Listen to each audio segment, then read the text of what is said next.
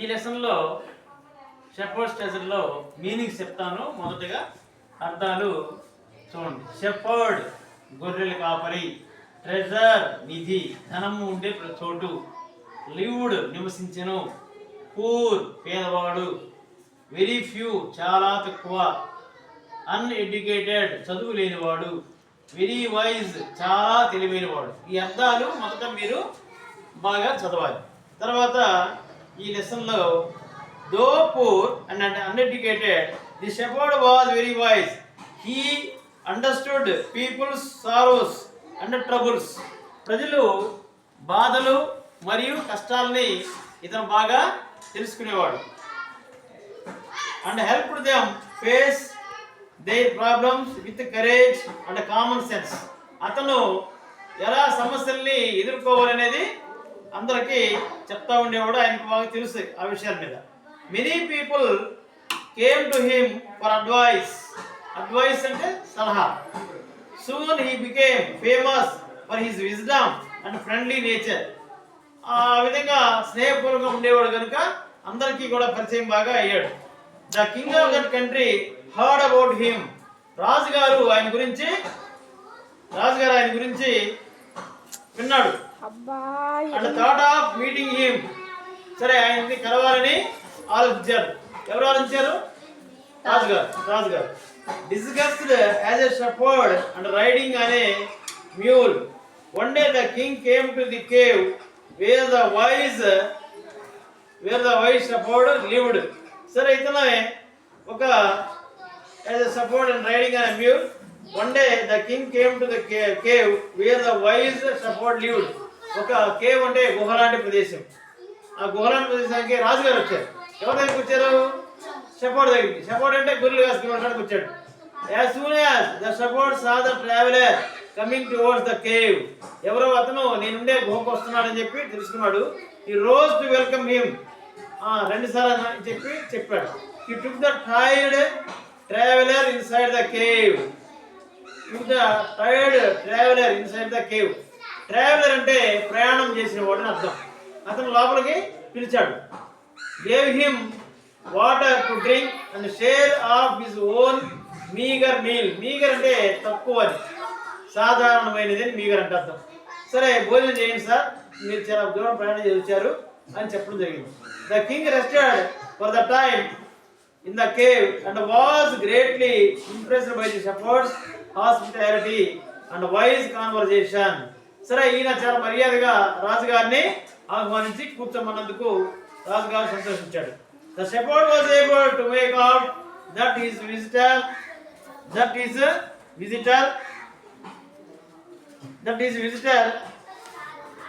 was none other than the king. None other than the king అంటే రాజుగారు తప్ప ఇంకెవరు రాలేదని షెపర్డ్కి అర్థమైపోయింది. The king made the white shepherd governor of a small district. రాజుగారు అతన్ని ఒక చిన్న జిల్లాకి గవర్నర్గా పెట్టేశాడు. Other governors became jealous of the new governor and called him dishonest. మిగిలిన గవర్నర్లకి ఇతనంటే అసూయ కలిగింది. ఈయన చాలా మంచివాడని పేరు వస్తుందని రాజుగారు ఇతను మెచ్చుకుంటున్నాడని. వాళ్ళు జెలస్ అంటే అసూయ పడడం. జెలస్,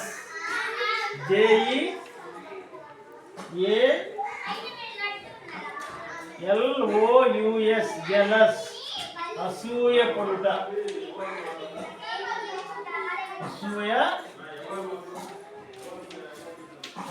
దీనికి రాసుకోండి. ఈ మిగిలిన గవర్నర్లు ఆయన చూసి అసూయ పడ్డారు. Though still tired the king decided to depart the next morning. సరే, తెల్లారి ఉదయమే అతన్ని గవర్నర్గా పంపించాలని రాజుగారు అనుకున్నారు. He said, many thanks for your kindness to a poor traveller. I have a long way to go, permit me to leave. నేను చాలా దూరం పోవాలి, నాకు పర్మిషన్ ఇవ్వమని షెపర్డ్ని అడిగాడు. Looking straight into the eyes of his guest, the shepherd replied, thank you, your majesty, for paying me the compliment of a visit. సరే, నన్ను దర్శించినందుకు మీకు కృతజ్ఞతలు చెప్తున్నాను. The king was astonished. Astonished అంటే ఆశ్చర్యపోవడం, సర్ప్రైజ్. అర్థాలు రాసుకోండి. astonished. అంటే surprise.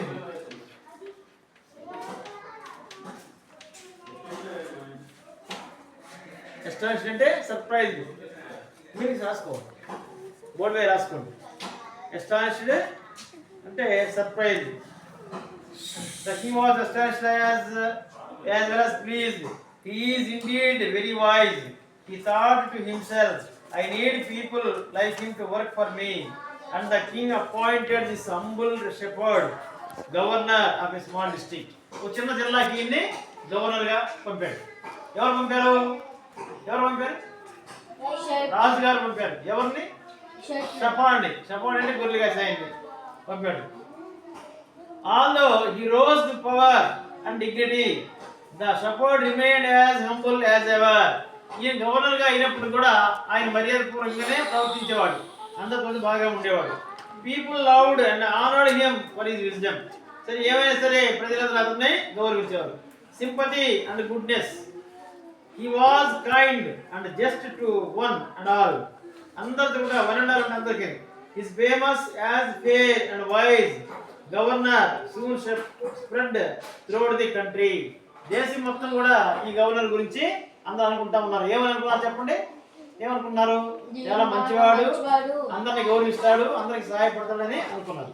Now the governors of other provinces grew terribly jealous of him and began to talk to the king against him. అతనికి రాజుగారికి వ్యతిరేకంగా చెప్పడం మొదలుపెట్టారు. వీళ్ళందరూ మిగిలిన గవర్నర్లు ఉంటారు కదా, వాళ్ళందరూ ఆయన మంచివాడు కాదు, ఆయన సరిగా పరిపాలన చెప్పడం మొదలుపెట్టారు. They said he is very dishonest. అతను అవినీతిపరుడైపోయాడు. And keeps for himself part of the money that he collects as tax from the people. ప్రజల నుంచి ట్యాక్స్ వసూలు చేసి అతను సొంతంగా ఇంటికి ఉపయోగించుకుంటున్నాడు, ప్రజలకి ఉపయోగపెట్టడం లేదు. Why did he always carry him? An iron chest. ఆయన ఐరన్ చెస్ట్. చెస్ట్ అంటే ఇప్పుడు అందరూ చెస్ట్ అంటారు. ఐరన్ చెస్ట్ అంటే ఇనుముతో తయారు చేసిన చెస్ట్ ని ఆయన ధరిస్తాడు. Perhaps he carried in it the treasure that he had secretly collected. ఆయన ఈ డబ్బుని, సంపదని తీసుకున్న తర్వాత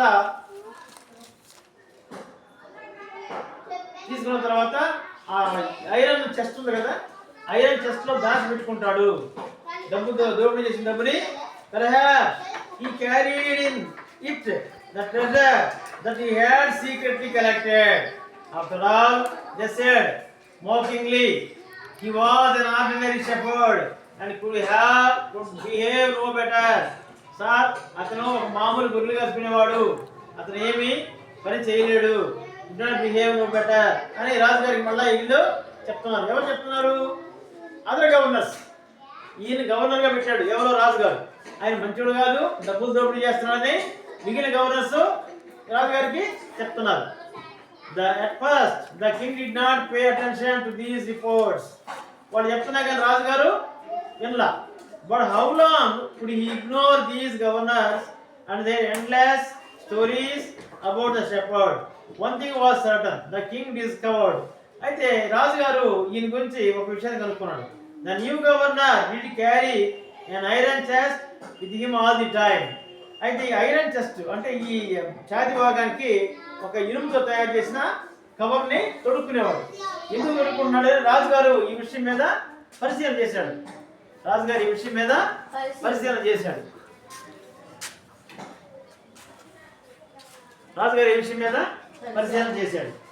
చేసిన తర్వాత so one day the new governor was summoned to the palace.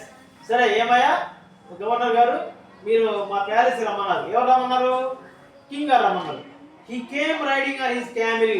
ఒంటి మీద వచ్చాడు. క్యామిల్ అంటే ఒంటె, ఒంటె అంటూ ఎవ్రీ వన్స్ డిలైట్, అందరూ సంతోషించారు. The famous iron chest was there fastened securely behind him on the camel's back.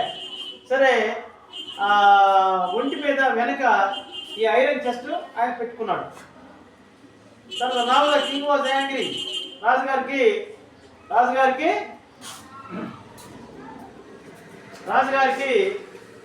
భయం వేసి చూశాడు రాజుగారు.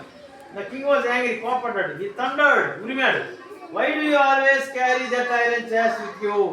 నీకెందుకు ఎప్పుడు ఆ ఇనుప పెట్టి లాంటిది ఒకటే క్యాబిన్ మీద ఉంటుంది. ఆ పెట్టి చెస్ట్ అంటే పెట్టె బాక్స్, ఆ పెట్టె ఎందుకు ఉంటుంది అని అడగడం జరిగింది.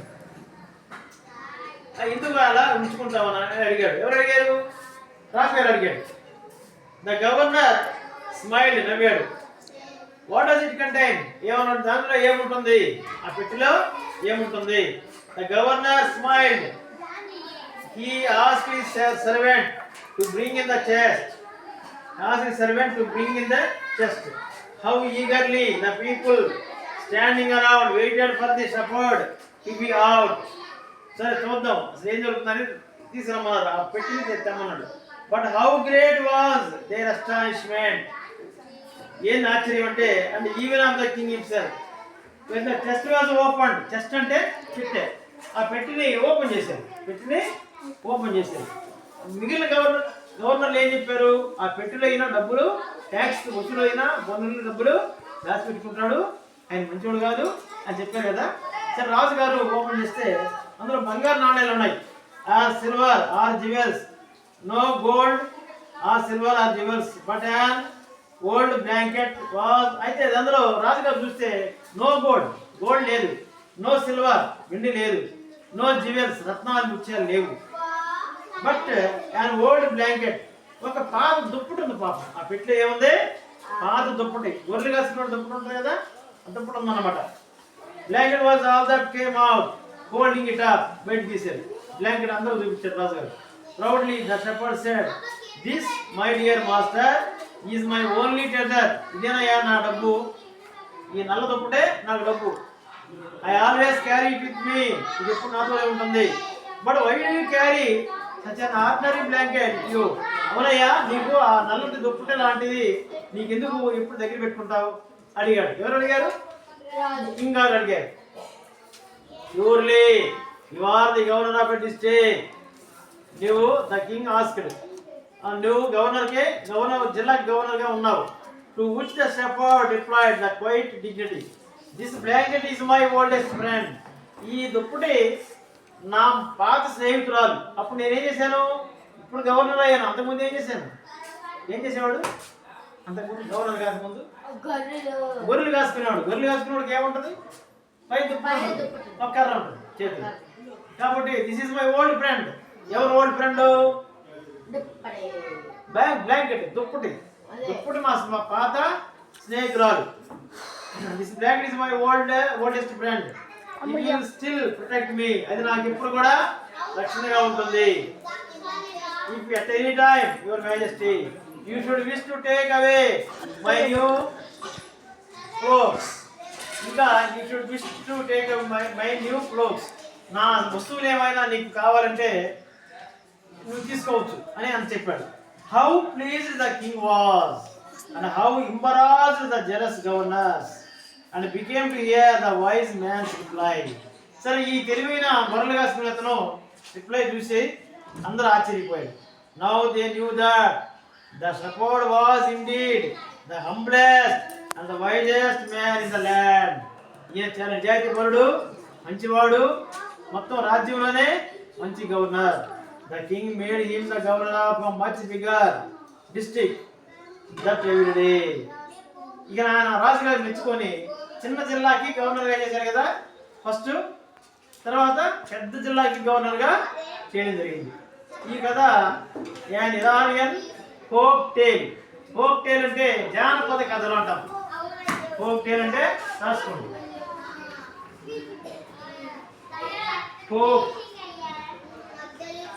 ఫోక్ టేల్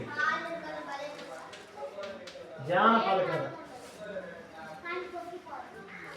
జానపద కథ. ఇది this is the lesson of the shepherd's treasure. Lesson 3 class 6th. Now మీరు ఇప్పుడు మీనింగ్స్ ఒకసారి బోర్డు మీద ఉన్నాయి, చదవండి. ఇప్పుడు you not know how to read the meanings. I tell you. చదువుపోయా, చదువు. Come here. చదువుపోరా. ఓకే.